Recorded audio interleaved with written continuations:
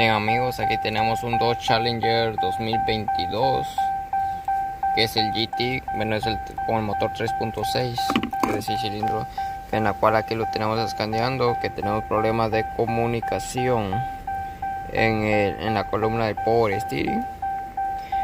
Que el problema de más que todo es que el carro no arranca. Ok, ahí le quita el switch, están todas apagadas y lo vamos a tratar de arrancar. Frenamos, escuchamos. Y vean, prenden todas las luces, pero no arranca. Aquí está el botón en run y nada, vean.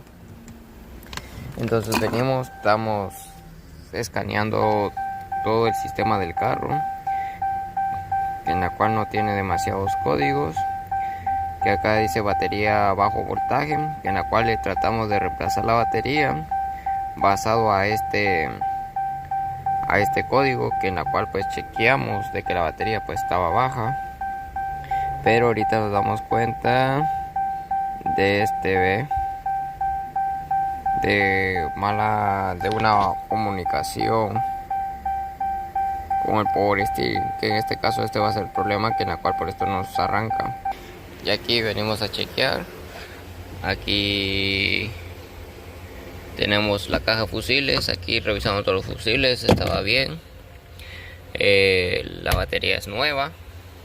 Ahí está la otra que reemplazamos, que estaba bajo, no estaba tan dañada, pero tiene 11 voltios, que en la cual pues creímos que por eso no nos iba a arrancar, pero pues aquí tenemos baterías para reemplazar.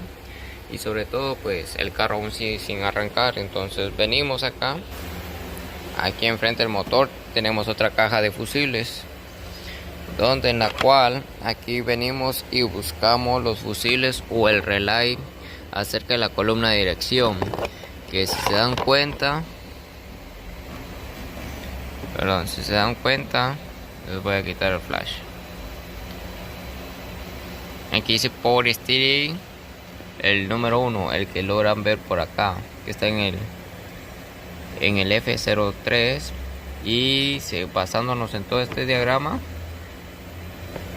o en esta guía, aquí tiene otro que está en el 18, no es en el 18, es en el 19, Power Steering número 2, que nos venimos, que sería el F3 y el 19, el que están acá, miren. Entonces esta tapa iría así. Entonces estos fusiles que ustedes lograron ver aquí arriba